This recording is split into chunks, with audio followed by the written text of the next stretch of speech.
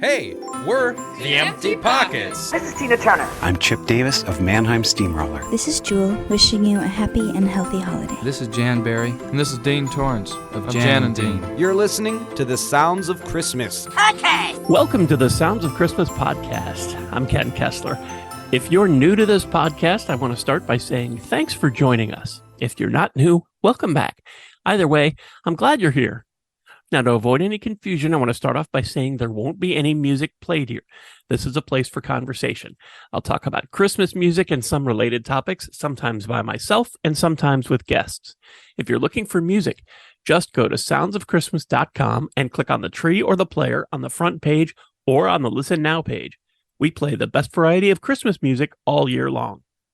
Well, except in October, when we play the best variety of Halloween music. I'm very excited to have singer, actress, vocal coach Deb Bowman back with us again. Hi, Deb. Hi, Ken. Is that good attributes for you? What am I missing? Songwriter. Oh, songwriter. Yes. Tinsel everywhere. I love that. But It is a great one. That's a really fun one. Yeah. I saw this on your website.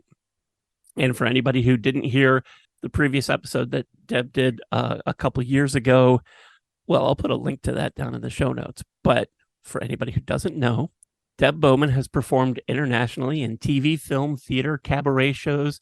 Since relocating to Atlanta, she's been embraced as one of Atlanta's finest entertainers. Broadway World awarded her Best Actress in a Professional Play for the 2015 Atlanta region. She won the 2014 Rice Award, Rising in Community Excellence for Entertainment. 3-time Susie Bass Award nominee for Best Actress in a Musical. She performs nationwide with cabaret acts, including America's Songbook Series, Broadway Reviews, Marilyn Monroe Show, A Christmas Wish List, A Very Diva Christmas, Shaken Not Stirred music of James Bond. And I know I'm missing a bunch, but wow. Wow, that's pretty good. That's pretty good. Now, last time you were here, we were talking about a big holiday. Yeah. And you had just finished being Morticia in the Addams Family. Oh my gosh, that's right.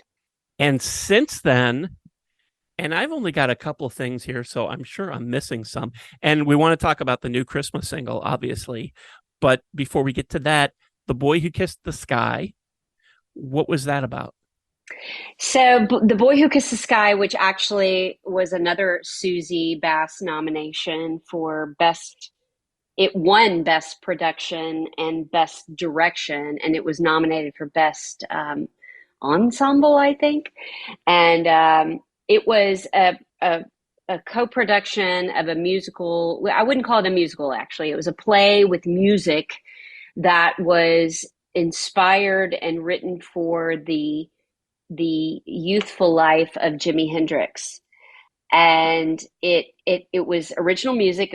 There were some tendencies of Jimi Hendrix in the orchestration, but it was an originally composed score by Eugene Russell and Divinity Rocks. And it was a co-production with the Alliance Theater in Atlanta and the Seattle Children's Theater.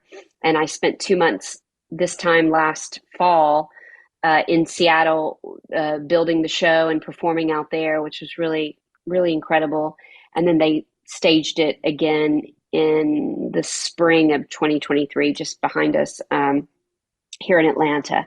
And what an incredible journey. It was like walking on music and inspiration and creativity and imagination and all of the things that a young child should live through. I think Jimmy lived too short of a life, and he was an incredible voice in this world. And even though he came from abject poverty and had a very hard struggle in his youth, he was loved, and he was supported through his creativity. Now, I had heard rumors, and you may not know the answer to this, that The Boy Who Kissed the Sky was going out on the road. Do you know anything about that? I don't. It's very likely. I do believe that Idris Goodwin, who wrote the script, who's an incredible mastermind scriptwriter, they've already workshopped it again in Boston, and I think they've been doing some non-union projections, and so I spread their wings and fly. I'm sure it will take many manifestations through the universe, but I was privileged to be a part of the original production, and happy that I could be on that journey. So I don't know about the travel. Is this the kind of thing that could make its way to Broadway? I know it's speculation, and you probably don't know that either. But having been in it, do you see this as something that could go to Broadway? I mean, I think that a lot of the things that come out of, especially with the Alliance Theater in Atlanta, a lot of the productions that come in that are picked up to fund and build and, take to their next level, a lot of the things that come through Atlanta, Georgia, through the Alliance Theater go to Broadway. And I could name a few productions that have gone on. This particular production, I don't know, because it's more of a children's production, so it would have to kind of take on its own manifestation of like a children's Broadway show, and I don't know that that's really where it would land. I think it would do really well off Broadway. I don't see it as just going to a Broadway theater, down the road. Maybe if Idris, the playwright, and the writers, music writers, Eugene Russell and Divinity would create a larger version, but it's actually like a 75-minute show. And in that production, I play something like 13 characters and change costumes 17 times. Oh. Something insane. I think I'm getting it reversed. 17 characters, 30. Anyway, but it's no, that's actually not true. So, because I would go in and out of different characters, but it was a cast of 7, and we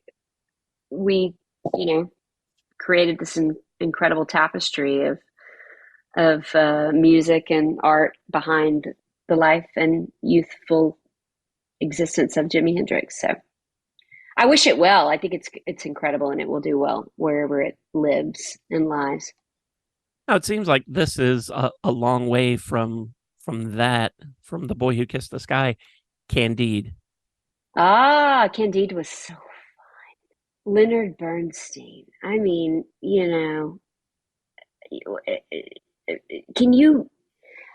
can we talk about Leonard Bernstein? I mean, Sure. Wow.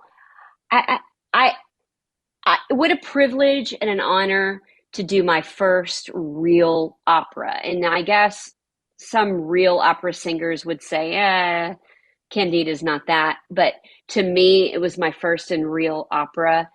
And I've done some operettas in my career, but what a challenge and what a joy, and so beautiful and so powerful and so politically, spoken. It was an honor to do it with the Atlanta Opera, and I got to work with some incredible opera stars, and hope to do more of that. It must be tough going. I mean, I know it's not like one day you were in a show about Hendrix and the next day you were doing Candide, but it's got to be tough going from one of those to the next. Or is it just? I think when you're living your life in the entertainment world and you're working, well, equally as a singing, writing, performing radio artist rather, and then an actor, it's a very different world than a lot of people live. You kind of become accustomed to the work, and the work is diving into the role or diving into the project or investing yourself in the moment. And I started off this year working on a film with Francis Ford Coppola, which is coming out next year. It's called Megalopolis. I'm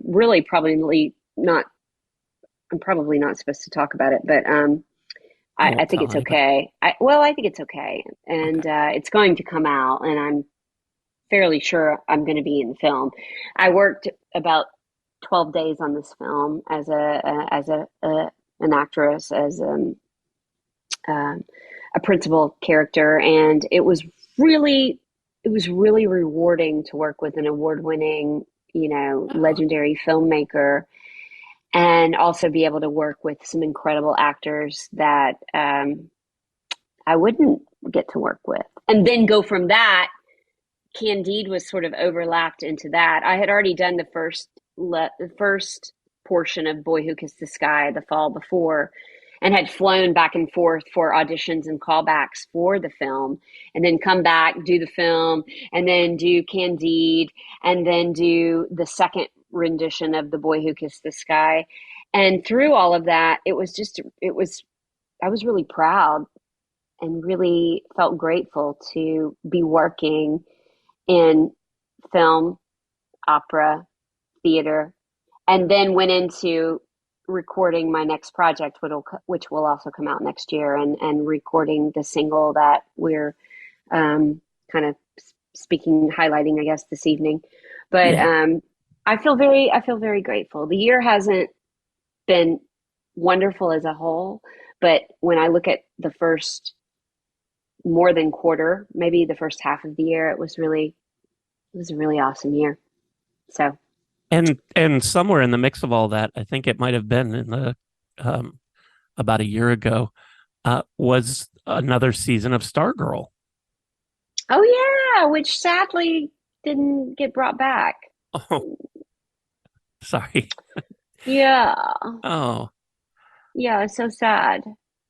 But and then we've had the strike, the Screen Actors Guild, the strike for the 118-day strike, which came off of an incredible start to the year, which led to all of these wonderful other things, but was kind of cut off. And so I'm hopeful that 2024 is going to lead to some really great camera projects. That's my manifestation, and I'm working on it. I've already actually had some really awesome auditions the last couple of weeks, but I'm like, yes, we're getting back to something. Something. Well, you're wrapping up 2023 in a really nice way with a beautiful new Christmas single, your version of Have Yourself a Merry Little Christmas. How did you decide that it was time to get back into Christmas music? This arrangement, arranged by Dean Franson, the incredible Dean Franson, who was the producer and arranger of my very first record in 2011, Addicted to Love Songs. We had kind of reconnected in a way where he arranged and music directed my recent project, which will come out next year. But in the process of that, I was like, I would love to lay down a Christmas single in these recording sessions, which happened this past summer. And we had been performing off and on for many moons, a salsa version of Have Yourself a Merry Little Christmas. It was always called, in our mind, it was always called Have Yourself a Salsa Merry Christmas.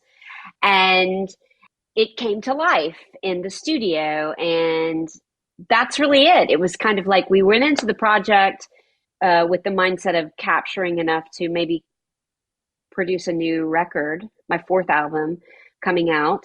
And I did some other things, which is a message for another day. But we captured this Christmas tune, and I'm really proud of it. And the Jedi, Jeff Jones, who is the producer of this future record, who mixed and mastered, and he mixed and engineered this recording.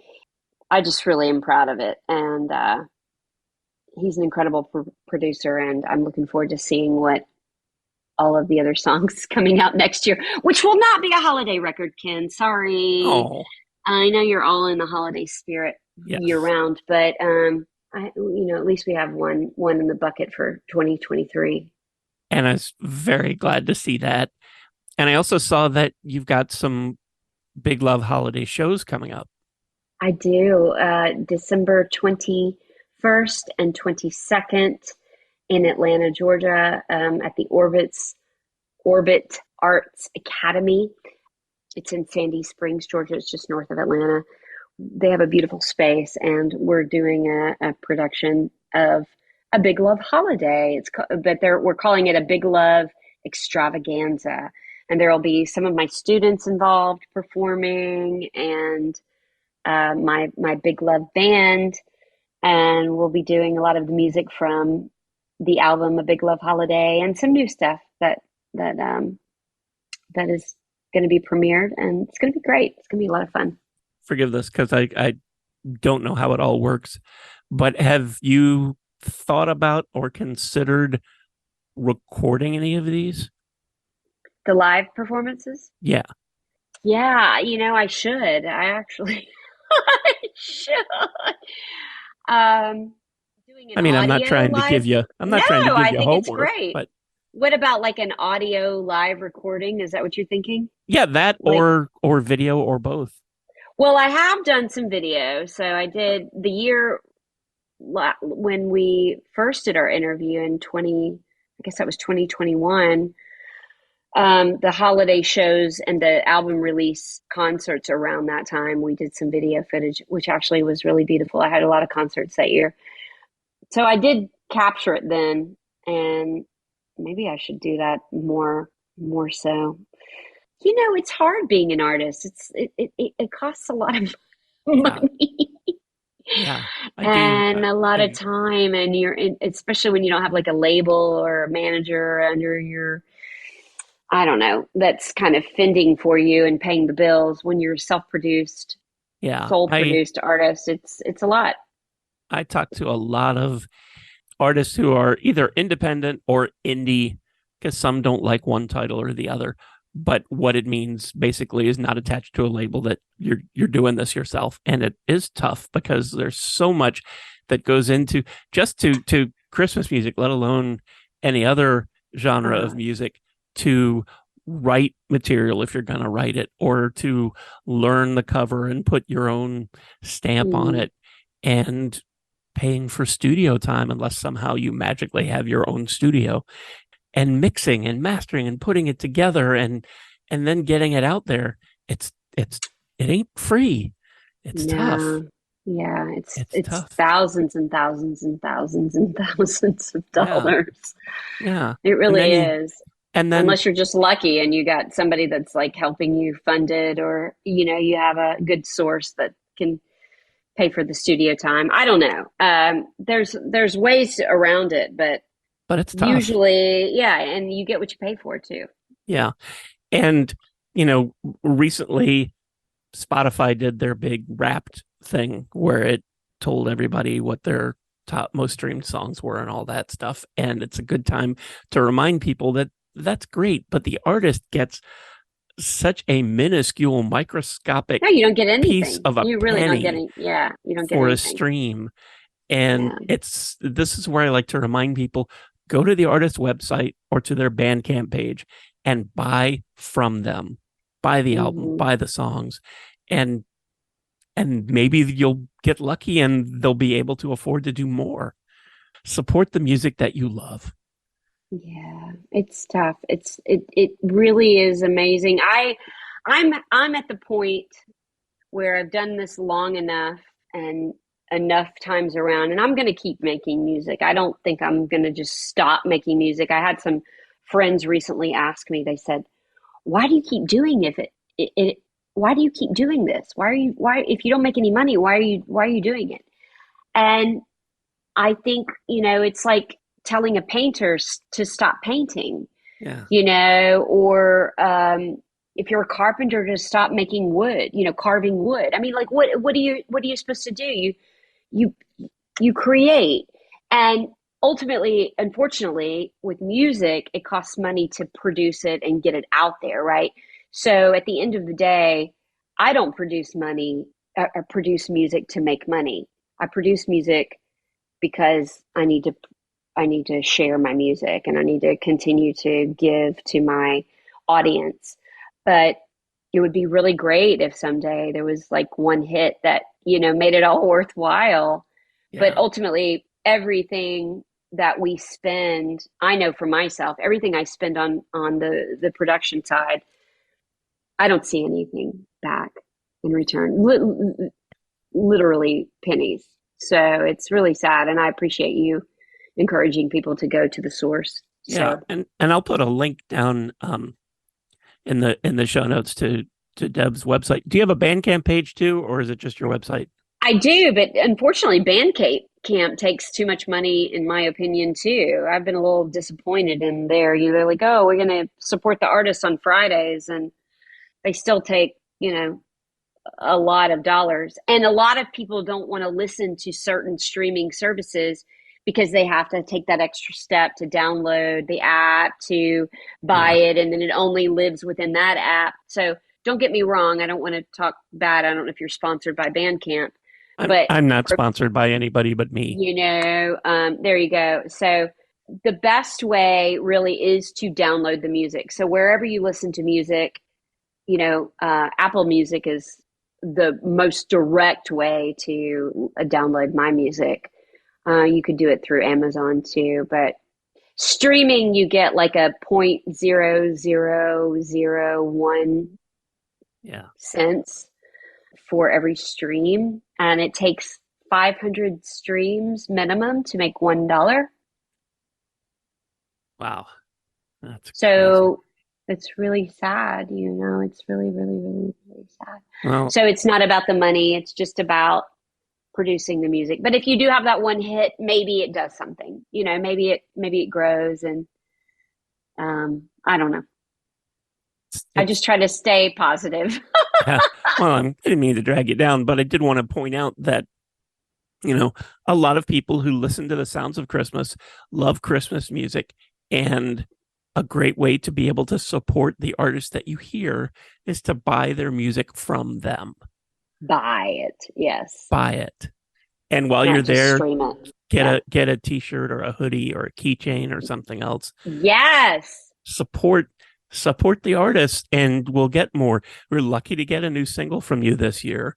And I will, because I can't help myself, I will always be hoping for more.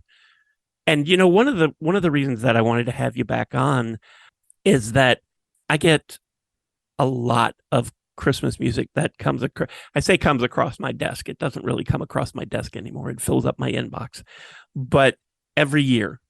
And a lot of it is from a wide variety of artists who names that you might know, names that you probably will never know, people who have made something that just because they could, they made it in their garage, and there's no real there.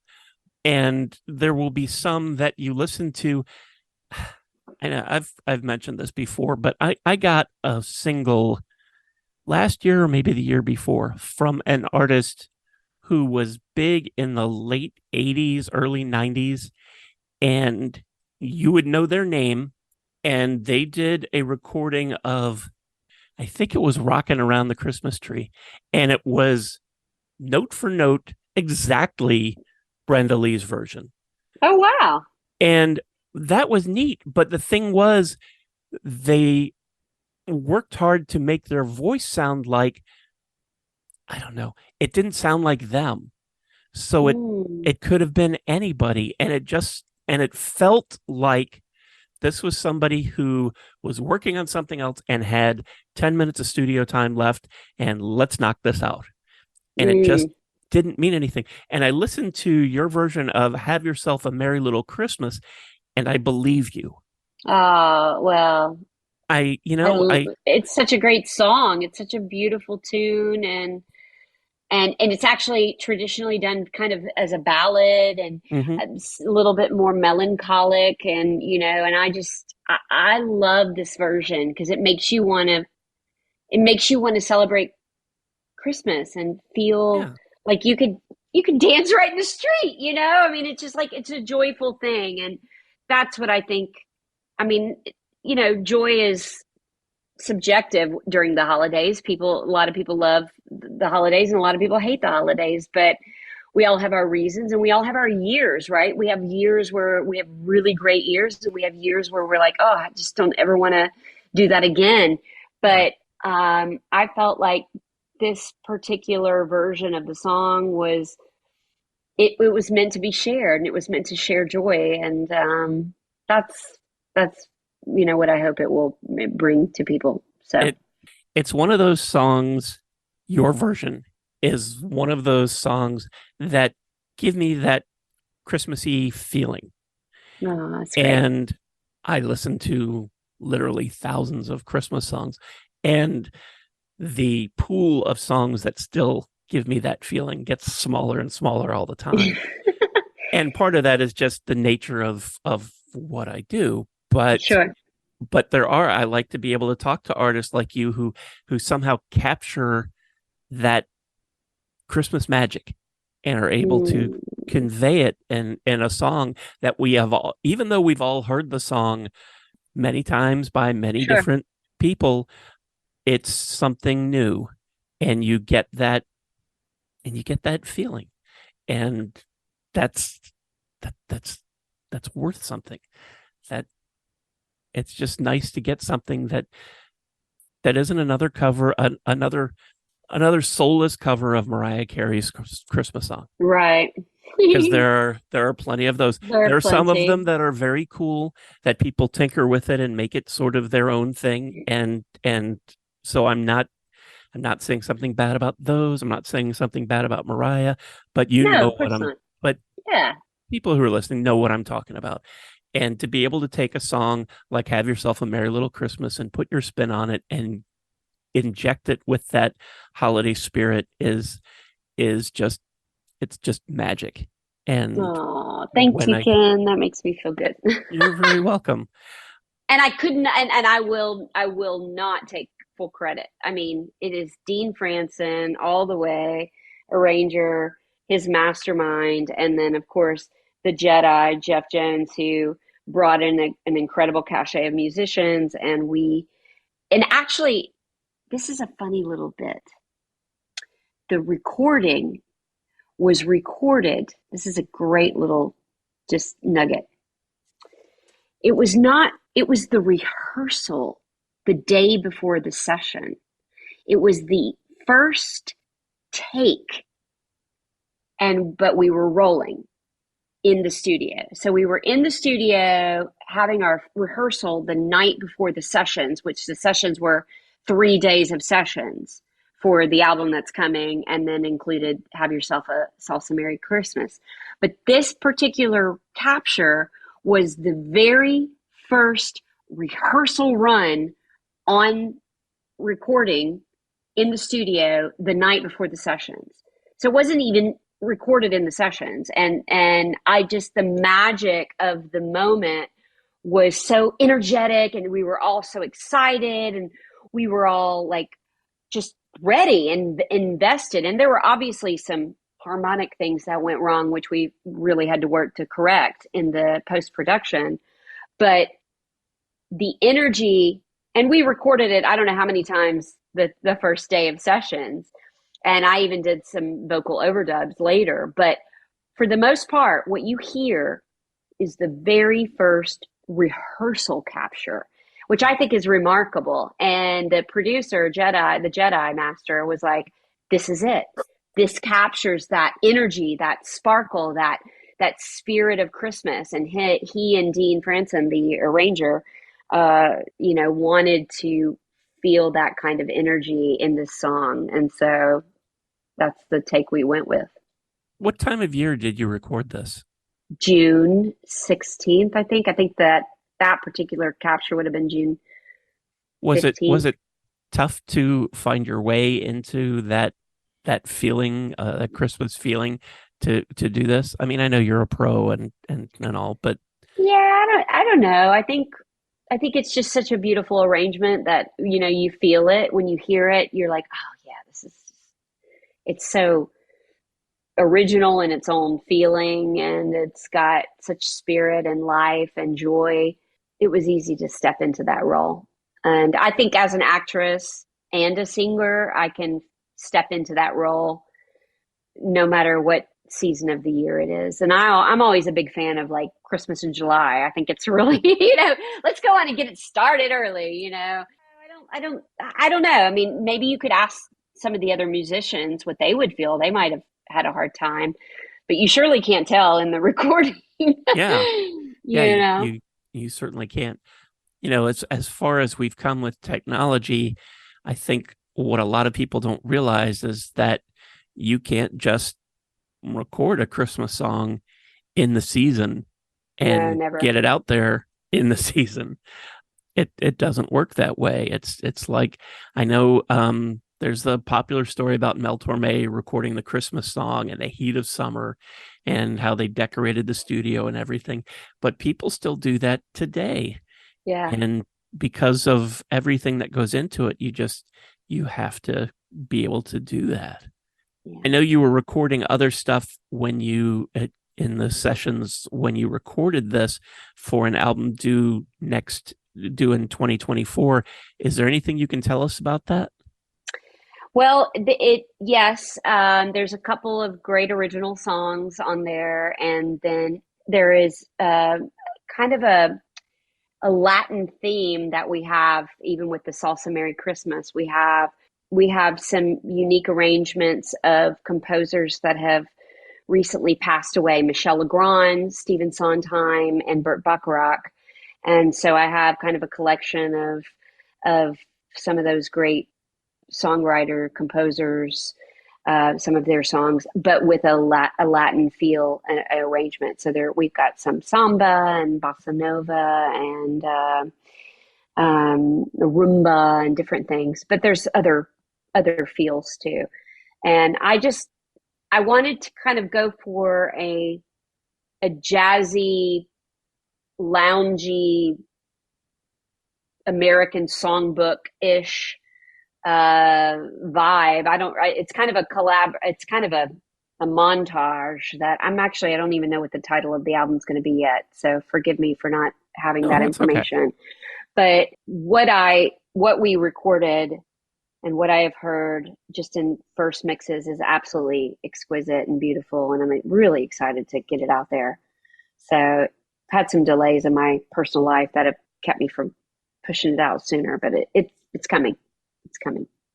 Now, before Big Love Holiday, I think Fast Heart, was that the last album Yes. before? Yeah. How does this compare to Fast Heart? Or is that a ridiculous question?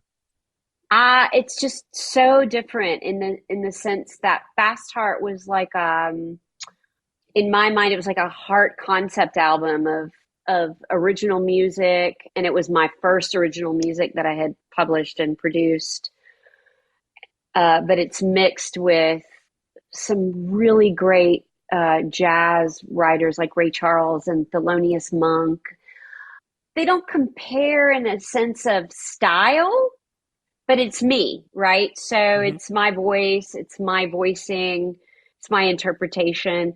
I think that this record coming up is going to be fresh and new, a little bit more fun. Fast Heart was pretty deep and pretty intense. And I think that the 2024 album is going to be fun and interesting and familiar, because there's going to be some great writers that people know and identify with, but it's going to have, a Deb Bowman twist. And working with my new producer, the Jedi Master, I'm just really proud to be a part of the collaboration with him, which I feel like moving forward, I don't ever want to do another record without him. So nice. It's a joyful thing, and I'm really excited. I'm excited to share it with the public. Sorry, it's not a holiday record, Ken. That's okay. What I'm going to do is I'm going to hope that it is a huge, huge success, and that way you'll be able to do a Big Love Holiday 2, maybe, or another direction, or whatever. 3, but I'll 2, 3, 4. Yeah. I'll be very happy about that. Is there an ETA on the new album, or is it still? I'm hoping for late summer. Okay. And what I'm hoping for is I'm going to do single releases leading up to that.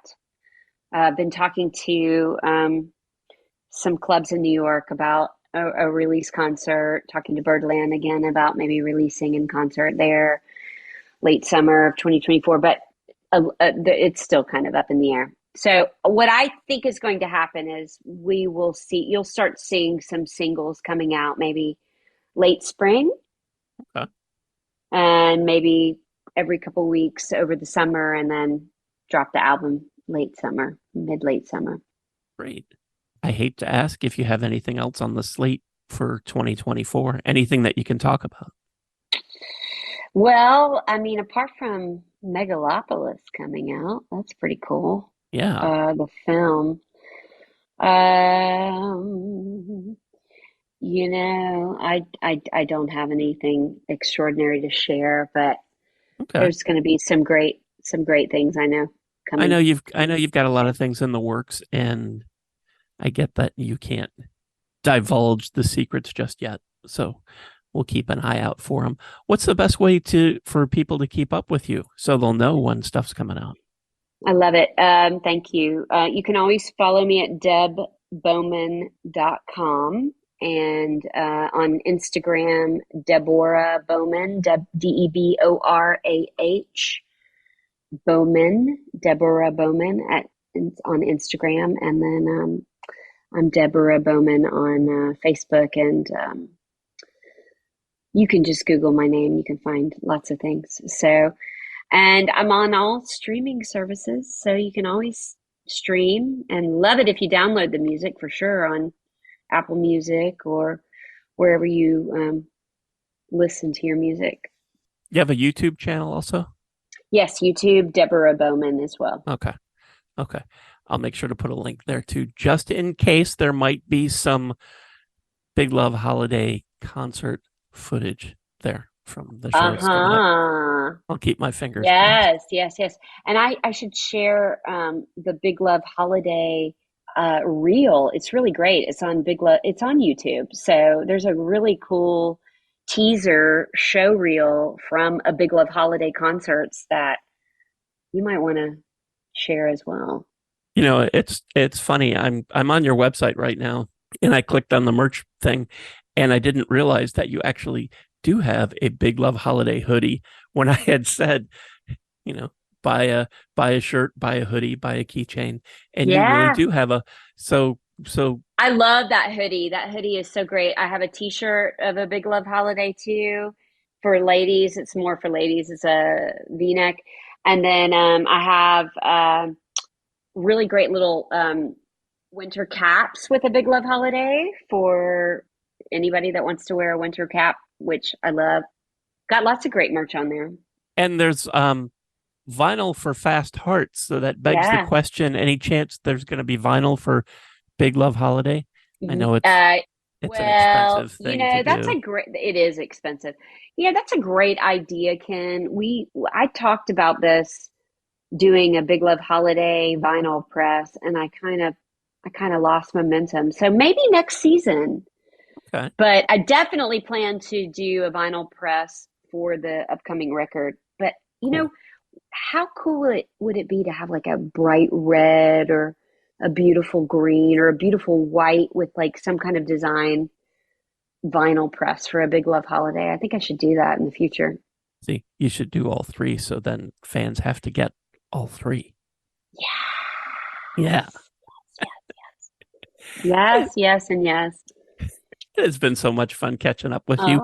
Thanks so much for coming back on the podcast and talking about all this stuff. Ken. Thanks for having me on the show. I really appreciate it. And thank you so much for listening and for continuing to support the Sounds of Christmas station and podcast. I already told you how to listen to the station, and you're listening to the podcast now, so my work here is just about done. All of our episodes are available on the Sounds of Christmas website. Just click the podcast tab. And we also have a Linktree page that lists most, if not all, of the streaming sites that carry our podcast, so you can find your favorite, and you can click on over and subscribe, and then you'll never miss another episode. If you have comments or suggestions on this episode, previous episodes, or the Sounds of Christmas station, feel free to reach out to me on social media or through the website. Thanks again. And may you always believe in Santa Claus.